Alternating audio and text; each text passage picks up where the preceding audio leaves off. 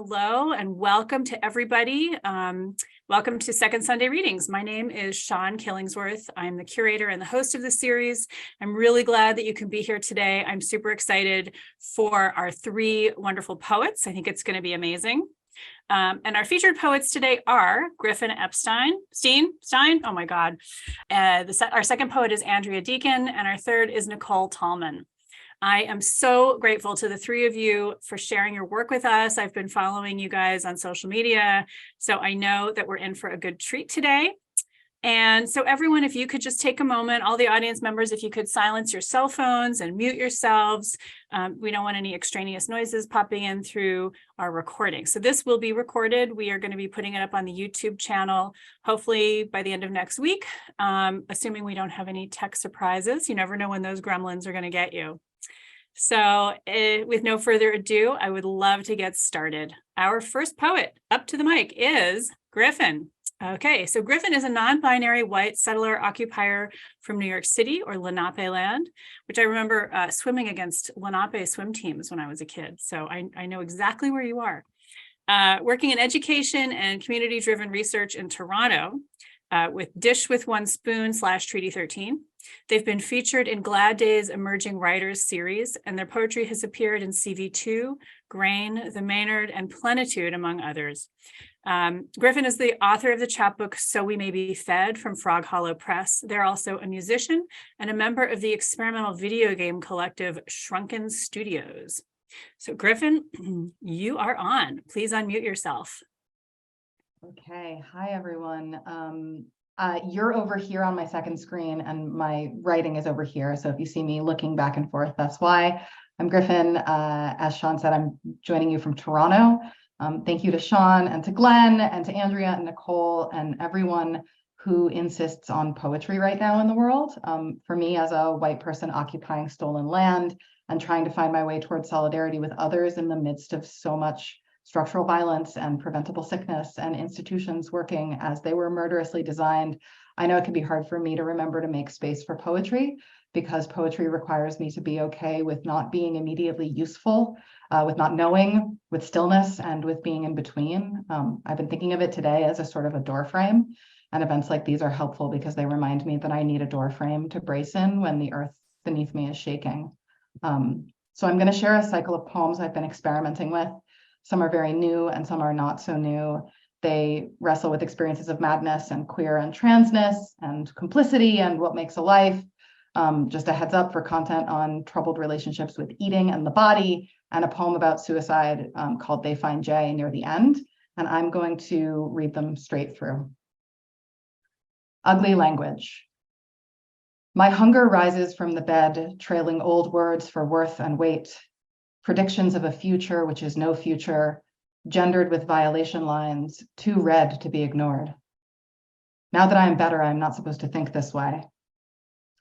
There are workbooks that teach a person to rewire their brain, delete this caustic reenactment, teenage girl rigid at the window or weeping in the corner in her size 1 jeans.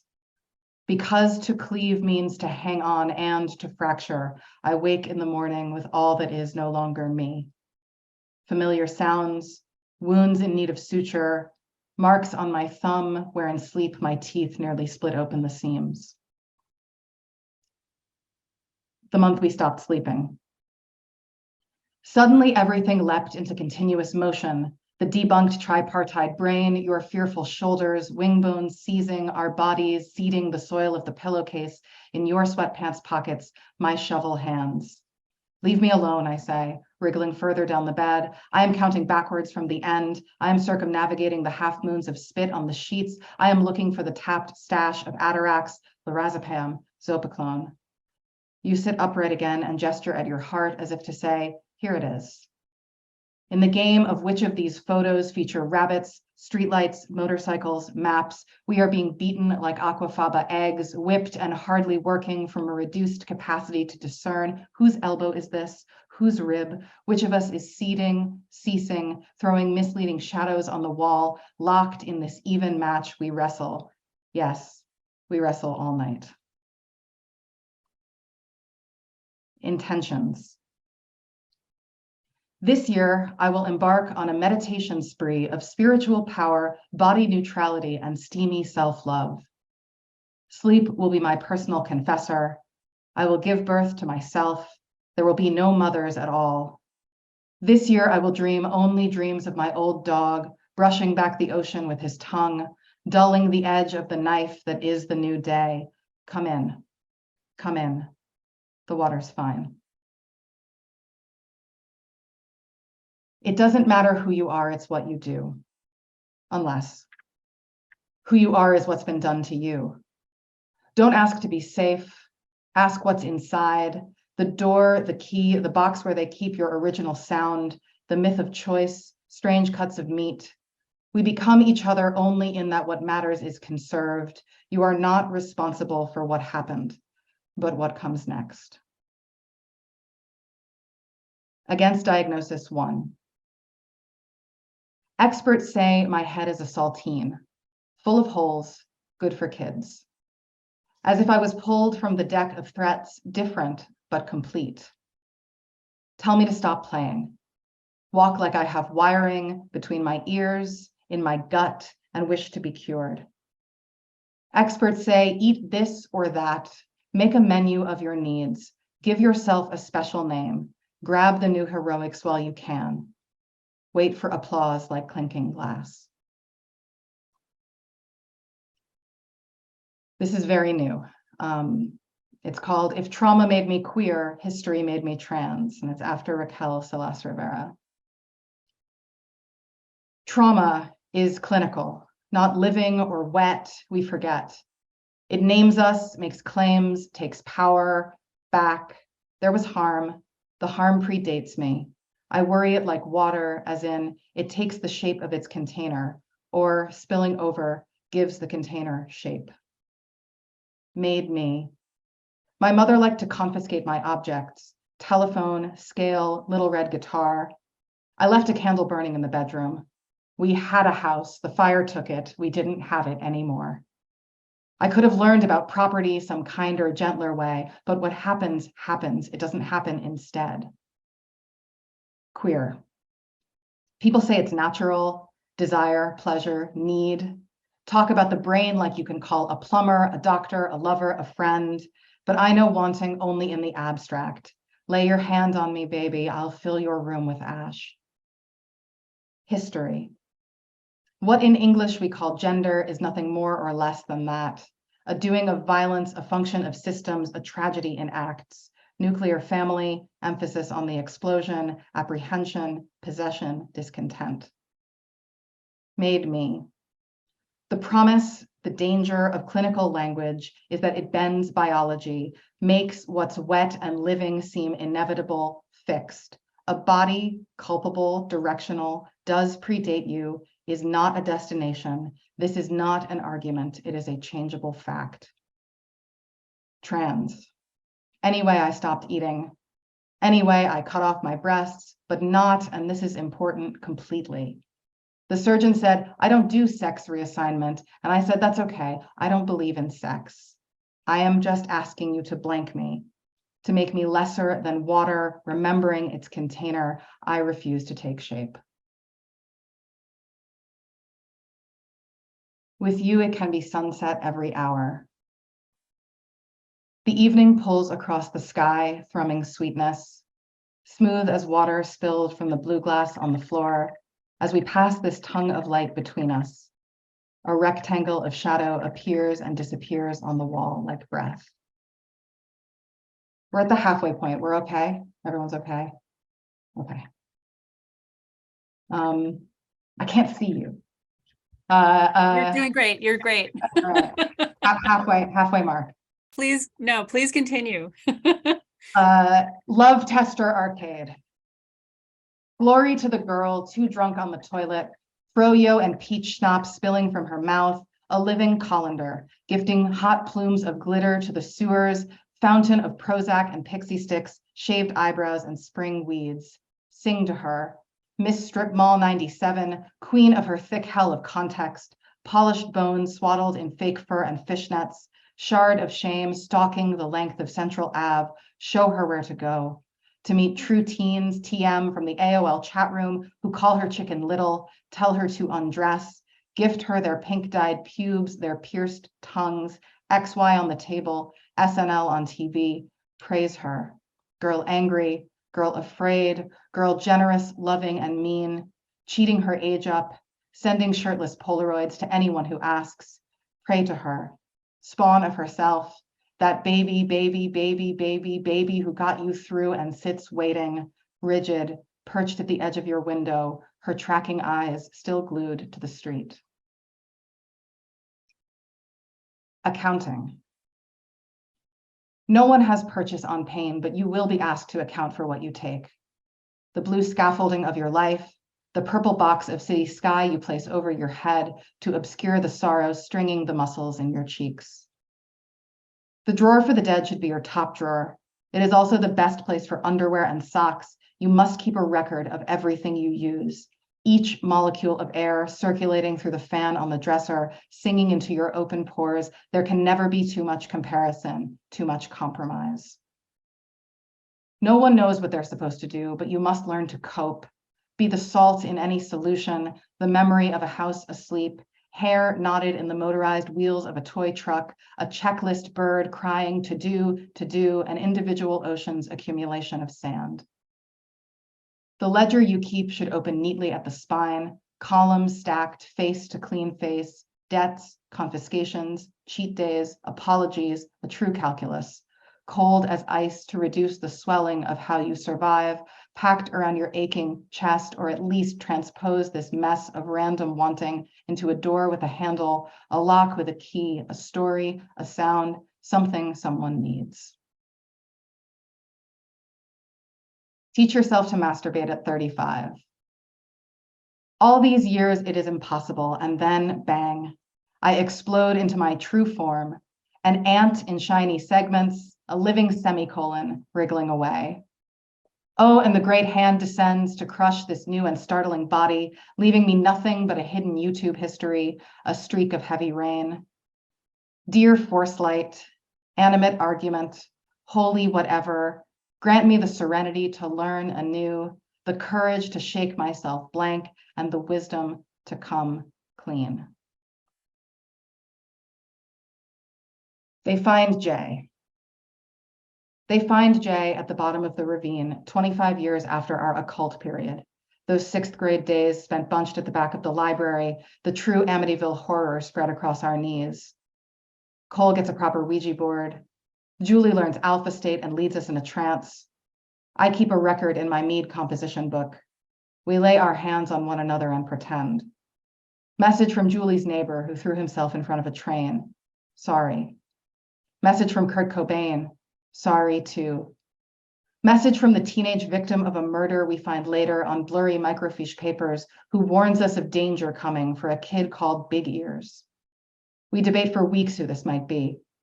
Maybe that boy who talks on the loudspeaker, maybe that girl whose seat I spread with glue, maybe Jay who looks at no one, Jay with the freckles and heavy shadow, loud, lonely, singular Jay.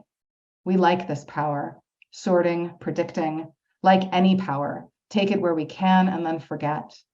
Life gets busy. Julie starts prepping for Yale or Harvard. Cole finds a dealer and gets kicked out of school. I learn accounting, the calories in lip smacker, the fat content of stamps. Just like that, the three of us becoming what is necessary, squeezing our eyes until we see the blue of the scaffolding holding up the landscape, sitting in a circle after hours in the classroom, drawing magic symbols in Sharpie on our arms. We are trying to make contact with something bigger than ambition buzzing on our skin, the expectant economies of parents and teachers and film industry family friends, and thinking there must be a price. Maybe it's Jay who is marked, Jay who will be paying. Sure, Jay has big ears. And the years pass as they do, 25 of them. So this Mother's Day, when my mom says, I guess you've heard, she is weirdly casual, and I haven't spoken to them for decades, not Julie or Cole or Jay, who I barely knew, who I thought might grow up to be a bass player or work in sports TV. Jay, like all those other learning children, every one of us who opted in. I hadn't heard, hadn't thought about. But with 40 on the horizon, no one wants to say it. It's wrong to say it, but with the pace of inflation, the drag of Hudson River, with the rising price of property, the teeth of the ravine. I have 2 more poems. This is Against Diagnosis 4. I refuse to disown my sickness. I am mother to her. Cover her with fresh love, turned up like soil. In these years of sad time and vitamins, I have learned to feed her when she's hungry, change her when she's wet, wave to her through the cut paper taped to the window of the kindergarten class, choose her, signal of herself, not to be prefixed with blood or brain or names she can't understand. In her open palm, I place the days between us in seeds and buttons and wait for her to notice. We are already standing at the gates of ease. And this is the last piece. It's called No More Holy, and it's with gratitude to the poet Liz Howard. Someday there will be more doors. Someday we with ambiguous, accidental bodies who carry the debt of shame in the thread of our bones will no longer need to be divine. Someday we will see the shadows on our faces, rivered impressions at the spill of our hips for what they are. Marks from where we brushed against another living universe, where no one has to be small or infinite to be touched, where children are named for the light where it happens to fall, and the caterpillar can spin a cocoon to emerge still a caterpillar, but new. Okay, that's it. Thank you, everyone. Thank you, Sean and Glenn and Andrea and Nicole. Thank you to people who are here. I'm going to drop, I have a website in the chat, and there are 2 other amazing poets here that I can see, Guy Ewing and Shannon Quinn. And thank you both for being here. I feel really happy to have been here. And that's it. Thank you so much, Griffin. God, that was amazing. What a phenomenal reading. I'm so pleased you could make it. I'm so glad you felt comfortable and safe sharing your work with us here today. Just absolutely wonderful. And so, gosh, our next poet is Andrea Deeken. Andrea was born in rural Missouri. Her writing has appeared or is forthcoming in Beltway Poetry Quarterly, Beyond Queer Words, the Blue Mountain Review, Ran Off with the Star Bassoon, Spoon River Poetry Review, Valley Voices, and elsewhere. Her debut chapbook, Mother Kingdom, won the 2021 Slapering Hall Press Chapbook Competition and was a finalist in the 2022 International Book Awards. A former book editor, she's worked in public libraries for 15 years. She lives in Portland, Oregon, which is an awesome freaking place, with her wife and daughter. So, Andrea, I would love to hear from you. Thank you so much. Wow, Griffin, that was incredible. I got chills from your poems, and so I'm still recovering from that. Can everybody hear me okay? I'm actually joining you from my phone, and I'm joining you from the library, so hopefully there aren't a lot of noises. Sounds great. So awesome. I'm really excited to be here and to be reading with these fine poets today. I thought I would read some poems from my chapbook, Mother Kingdom, which just came out this past March. It's from Slapering Hall Press out in the Hudson Valley, and it deals with themes of mothering, but not necessarily in the traditional sense. It's almost about how to be a mother to yourself, also about queerness and identity. And the first poem I'm going to read is called Evolution. I grew up in Missouri, even though I live out here in Portland. And so a lot of my poems have that as sort of another character in the poem is that rural setting. And in the poem Evolution, it starts with my father, who is searching for arrowheads, which was something he did a lot when I was a child. So this one's called Evolution. Was it when I followed my father to the fields, his back hunched, searching for arrowheads, my feet sinking in the newly turned earth? Or was it seeing my mother from the doorway, her back a waning crescent in the dark? Words came easily to me then, alone with paper, my mind a sweet shadow, time a blanket around my shoulders. But coming out my mouth, they choked and stumbled, my face the crushed color of cherries stuck to the bottom of a boot.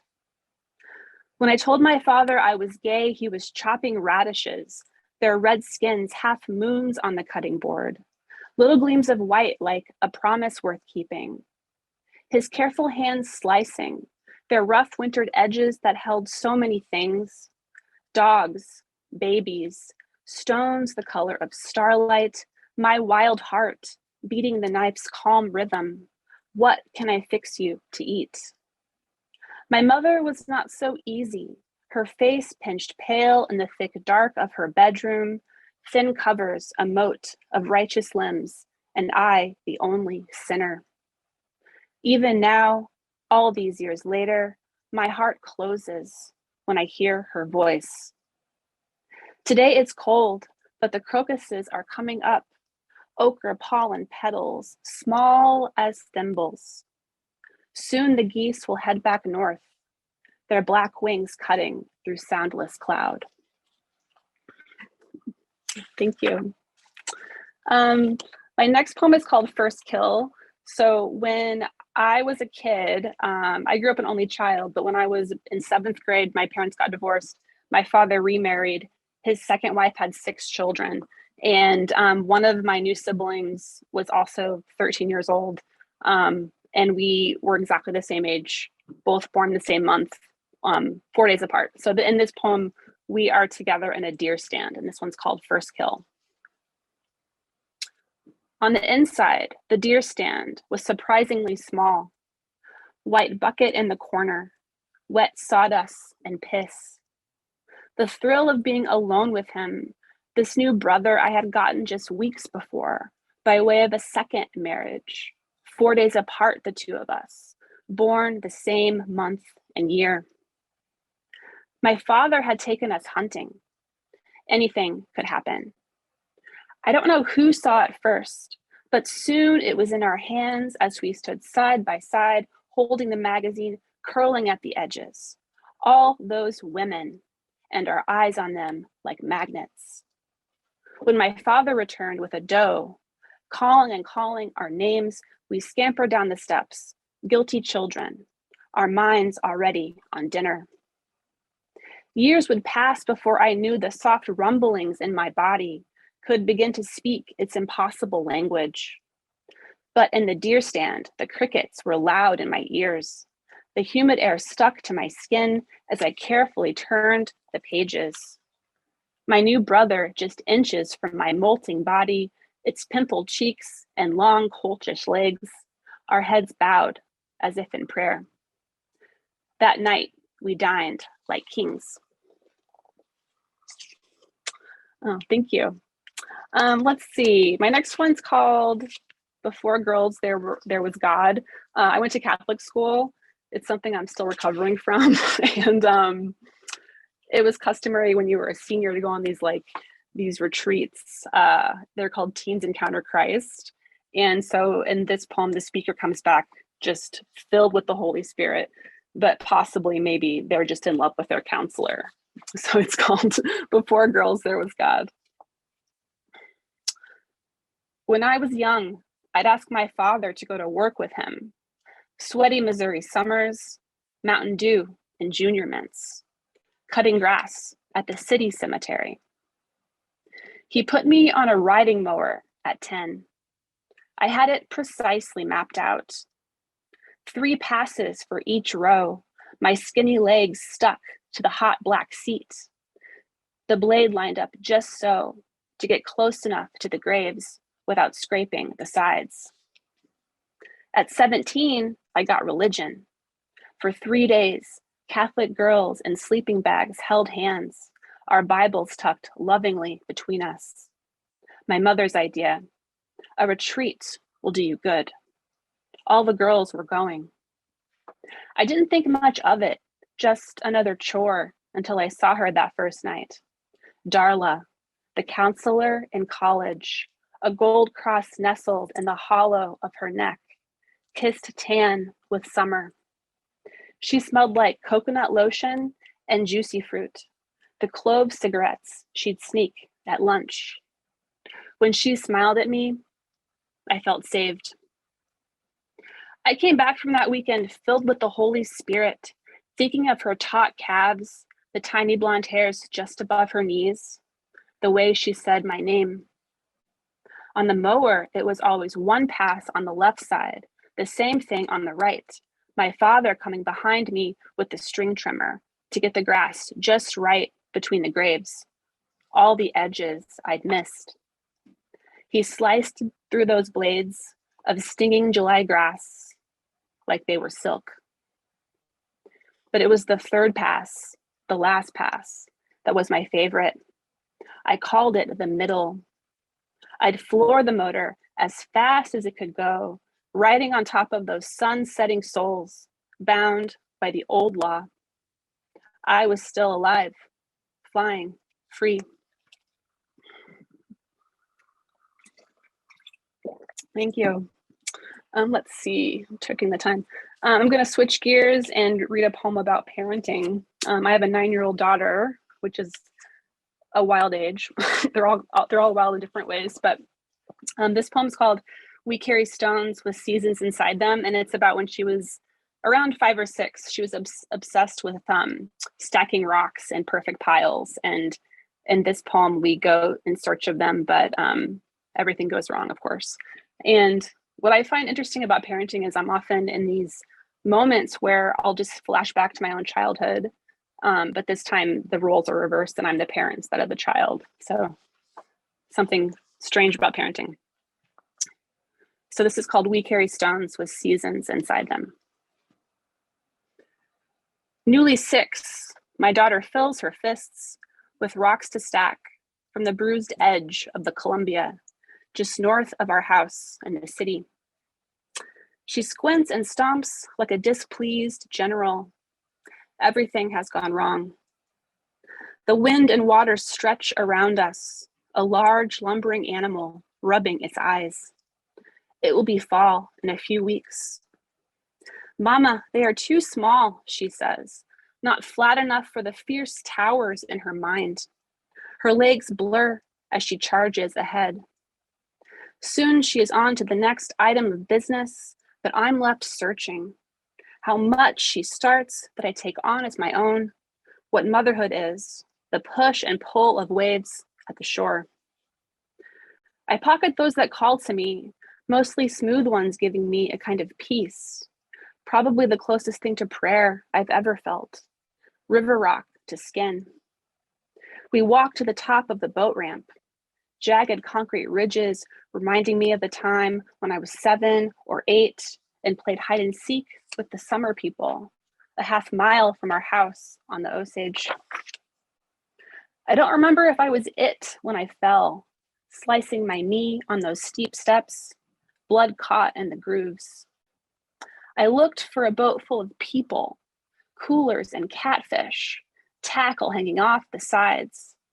Instead, there was only murky water, bloated bugs, and old beer cans, my blood. Someone's cousin carried me all the way, running toward our cabin at the end of the tree-lined gravel, windows dark, the dogs barking. "It's bad. You're gonna need stitches." My sweaty hands held his neck. Already shrinking into myself, I shrugged it off, a summer blossom closing at dusk. At the hospital, they gave me 6 stitches. The boy had been right. It was my body, and I was the last to know. Thank you. Let's see, I've just got a couple more. My next one's called Poem for My Daughter on the Day They Announced the End of the World. And it's about just that. So I'll just start reading. She just started talking to me about climate change too, just recently. Anyway, kids know so much these days. They're just caring so much, you know. So this is called Poem for My Daughter on the Day They Announced the End of the World. The radio said there had been a mistake. The oceans, in fact, are 60% warmer than we thought. I'm cutting broccoli to put in a pot to boil quickly because I have to leave to pick you up from school, to take you to the dentist, where they will examine your tiny teeth, smooth white chiclets, small as my pinky nail, and later there won't be time. There is never enough time. The laundry remains unfolded days after it comes out of the dryer. Weeds grow through the bark chips. Dandelion seeds you wildly blow. No matter how I try, I can never get to the root. You can count to 60 in 2 languages. This morning at breakfast, 16, 17, 18. Mama, are you listening? Now the pot nearly boils over, catching the thin skin of my wrist. Bloom of pain petal, sink pollen, the crust of the oatmeal bowl. It seems the earth is more sensitive to climate than we realized. I know it's time to go. 5 minutes till the last bell. You'll be left too long, and I can't bear the thought of you waiting. Thank you. I've got one more poem. It's a new one I'm working on. It's called The Grief Factory. And I sort of was imagining, like, what if grief was something you could, like, tangibly hold in your hands, a physical object that you could see and touch. And that's what it's about. Thank you so much for having me. This has been such a wonderful treat. So this is my last one. The Grief Factory. At first, stones, rows of them, the quiet calm, the trajectory of the conveyor belt, the hands of the workers adjusting for shape and size. The Grief Factory keeps odd hours. It is usually open in the dead of night. Stone after stone passed down the moving belt, a living record of the grief the world has made. Backs bent to the never-ending task of assembly, to what has been lost. An absence of touch, the sound of your mother's voice, and how their hands could be my own. In the Grief Factory, they are churning out sadness in the shape of small stones. They number in the hundreds, pile up at the workers' feet. Their job is to stack them until the rocks become a wall, too high to climb, until they begin to run out of room. So unaccustomed is the world to love. One day, I filled in at the factory, and after 8 hours on the floor, I looked down in shock. Instead of river rocks, smooth and heavy at the throat, ripe for stacking, suddenly there were flowers, purple petals, stamens long and yellow, falling in soft piles at my feet. Each and every rock my heart had once held for you now turned to flowers in my hands. And that's when I knew you were really gone, forever lost to me in all the ways you've chosen to use your love as a weapon, a garden growing in the feet of my letting go. Thank you. Thank you so much, Andrea. This is so great. I have to say, one of the hardest things about being a host, and especially when you're hosting so many great poets, is that I feel the urge to sort of, editorialize and to be like, oh, that, this poem knocked me out for this reason, or these, phrases were so moving, or this, gave me chills. And it's better if I just shut up, because I would be doing nothing but gush the whole time. So on that note, we're going to move along to our next poet, Nicole Tallman. So Nicole is the poetry ambassador for the Miami-Dade County and poetry and reviews editor for the Blue Mountain Review. She is the author of Something Kindred from Southern Collective Experience Press, and her next 2 books, Versace, which is like Versace, but like with an F, Versace, and Poems for the People are forthcoming next year. She's also the editor of Stay Golden, a Golden Girls inspired special zine published by the Daily Drunk. And she's co-editor with Maureen Seaton of We Who Rise from Saltwater, Let's Sing, which is a collaborative heroic sonnet crown for the mayor and residents of Miami-Dade County. I had honestly no idea that Miami was such a hotbed of poetry, and I'm kind of excited to learn this. So maybe I'll find myself in Miami one day. So you can find Nicole on Twitter and Instagram at NA Tallman and at NicoleTallman.com. So Nicole, if you are ready, please take it away. I am. Thank you so much, Sean and Glenn and Griffin and Andrea. And I see my friend Maureen is here, my co-editor of the Heroic Sonnet Crown, and my friends Lenny and Michael. So thank you so much for being here, and new friends that we have today. Yes, Miami is definitely a hotbed for poetry. We'd love to have you sometime, Sean. I'm going to read 7 poems for you today. And I only say that because I like to just kind of give cues along the way of where I am so that readers can follow along. And I'm going to read kind of a sampling of poems. I kind of like to give shout outs to journals that have published my work. So I'm probably going to do that along the way. And I'm glad that Andrea read that grief poem, because for those of you who aren't familiar with my work, it is a little bit heavy. So just to give you that content warning, if you're a little sensitive to grief and death, I'm going to be reading about that, but I'm going to try to end on a lighter note. So I'm going to take you through the emotions a little bit. It won't be too heavy for too long. We'll try to end a little light so that you can have a good rest of your Sunday. But this first poem that I want to read to you, I like to read on Sundays because for me, I tend to write. My mother passed away on a Sunday, and I for a while wrote a lot of poems for her on Sundays. And I have this poem called "Sundays Are for Elegies." And it was published in this journal called Cloves Literary. So I'm going to read that for you first. This is Sundays Are for Elegies. Sundays are for elegies, and by that I mean let the rain out. I've got enough sadness for 7 more blood moons. Flutter to the ground like the wing-cut fly, stunned mid-flight. Stay down for a while, stay still. Drink only rose water. Maybe a little time. Going to write your name until the ink runs out of blue, until the day runs dry. This next poem I'm going to read, I actually think I'm only going to read one poem from Something Kindred, which is the book that I published in February. I've been reading from it a lot, so I just kind of want to read one from there and move on. But this particular poem I wrote for Frida Hughes, who is the daughter of Sylvia Plath and Ted Hughes. And it was published in Something Kindred, and then it was reprinted in Swim, which is another magazine I really love here in Miami.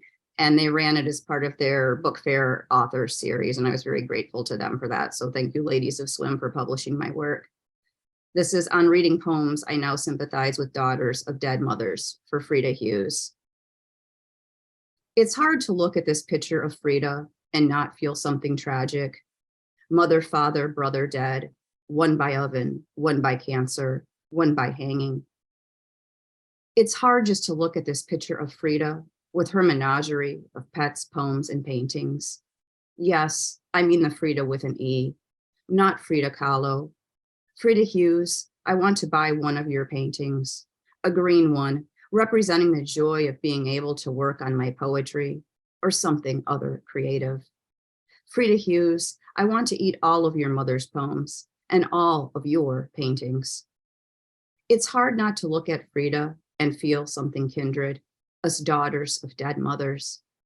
It's hard to look at Frida and feel something so protective, to say to us, through our mothers, there, you made it. Thank you.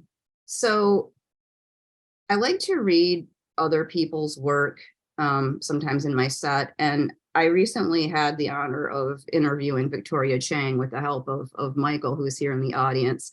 And I actually interviewed her about her latest book, The Trees Witness Everything. But my favorite Victoria Chang book, and actually one of my favorite poetry books of all time, is Obit. And I want to read a poem from Obit for you. It's called The Blue Dress. And this is by and for Victoria Chang. The Blue Dress. The blue dress died on August 6th, 2015, along with the little blue flowers, all silent. Once the petals looked up, now small pieces of dust. I wonder whether they burned the dress or just the body. I wonder who lifted her up into the fire. I wonder if her hair brushed his cheek before it grew into a bonfire. I wonder what sound the body made as it burned. They dyed her hair too black for the funeral. She looked like a comic character. I waited for the next comic panel to see the speech bubble and what she might say. But her words never came, and we were left with the stillness of blown glass, the irreversibility of rain, and millions of little blue flowers. Imagination is having to live in a dead person's future. Grief is wearing a dead person's dress forever. One of the reasons why I wanted to read that poem to you is because I wrote a poem after Victoria Chang in the style of obit. And I'm from Michigan originally, and when I moved to Florida, it was difficult for me at first. It still is a little bit difficult just because I missed the 4 seasons that I had in Michigan and in the Midwest. And so I wrote this series of poems called The Death of 4 Seasons, and I've published 3 out of those 4 seasons. And since we're in fall, I'm going to read that one for you. I mean, I guess it's kind of fall where you may be. For me, it's not so much. It feels like summer all the time here. But if it's fall and crisp and brisk where you are, this one's for you. This is Fall after Victoria Chang. Fall died on January 3rd, 2006, when I officially moved to Florida. Fall was my mother's favorite season before she died. I think it was probably mine too, but I'm no longer sure what I love. Do I just love everything that my mother did? The leaves falling from trees turning blue. They say blue is the warmest color, but I say it's orange. My mother painted so many stills of trees. She said her favorite color was red, but she painted all the leaves bright orange. I never asked her why. I was too self-absorbed to ask her much of anything. When my friend Laura mailed me 2 of my dead mother's paintings, I cried for days. All the bright orange I remembered had faded to brown. My mother hated brown. I fingered the canvases of our past for clues. She told me to look inside. Thank you.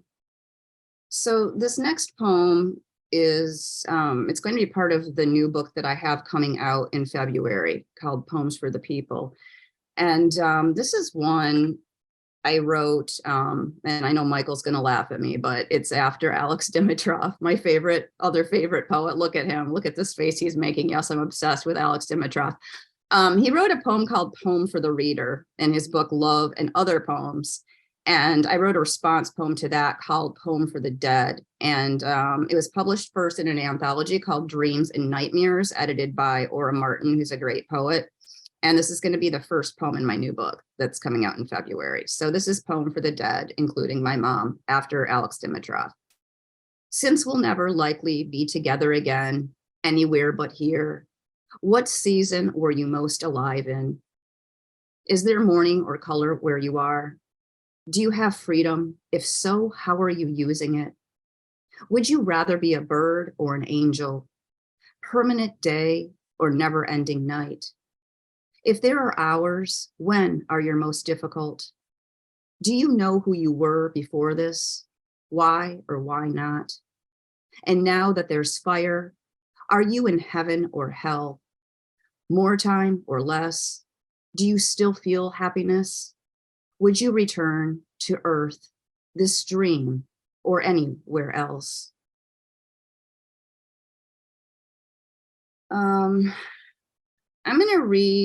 going to try to get a little lighter here with my last 2 poems for you. So my dad is, he tries to be as supportive as he possibly can, but he just doesn't really understand poetry a whole lot.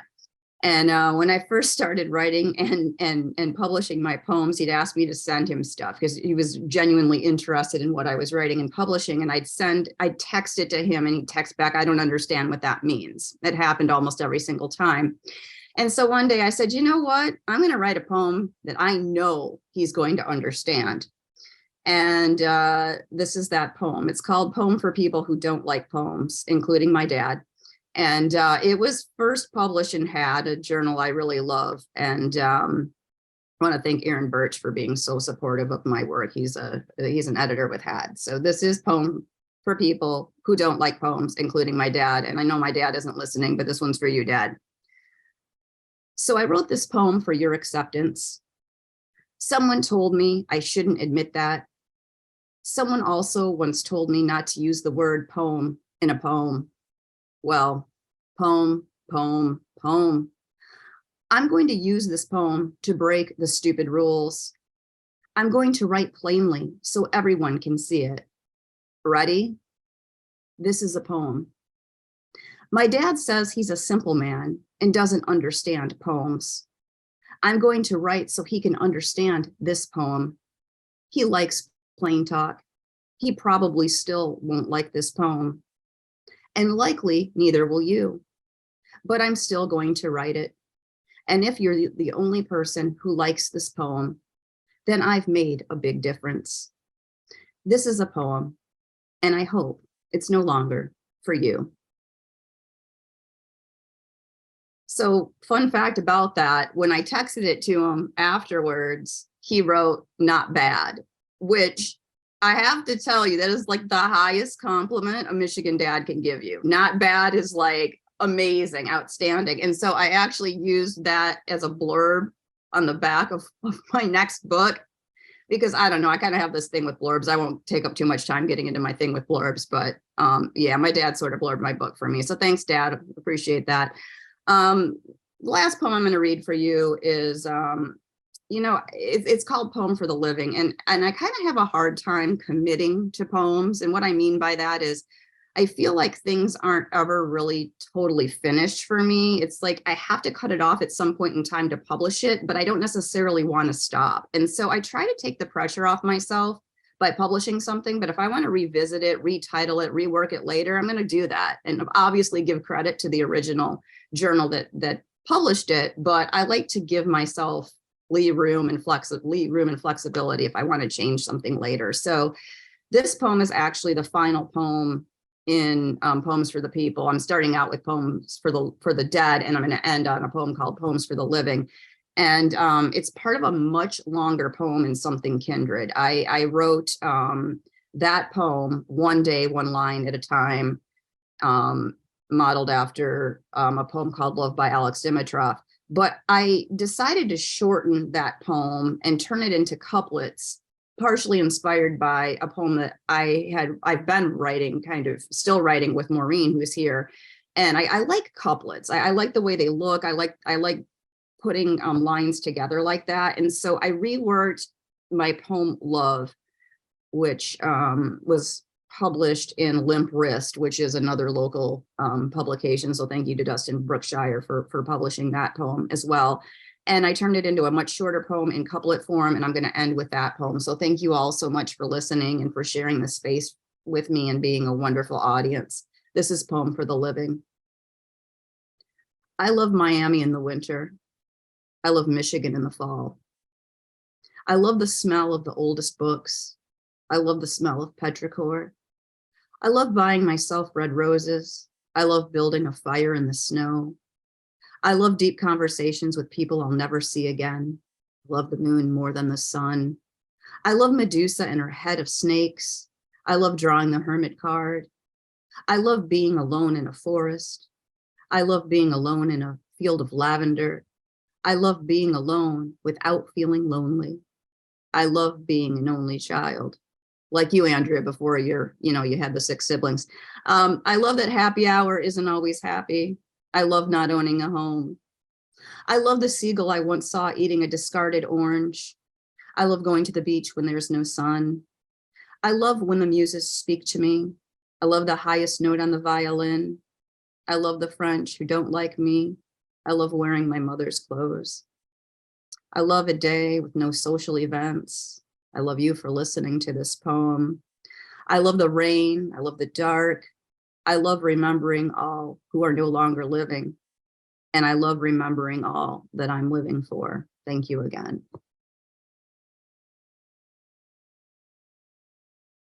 Thank you so much, Nicole. God, what a lovely day. I feel so spoiled.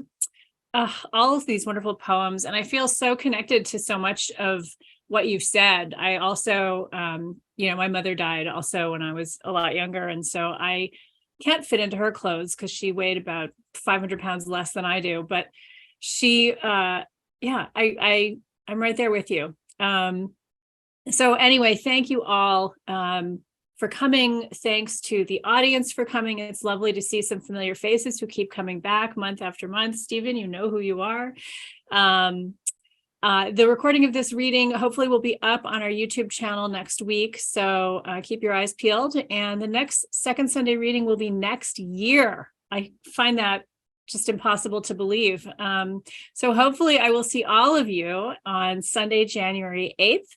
And I hope in the meantime that you have a wonderful rest of your day. I hope you have a wonderful series of holidays, whatever you celebrate, and lots of peace and quiet and so many more poems in the new year. Thank you so, so much. It's been a wonderful, wonderful afternoon.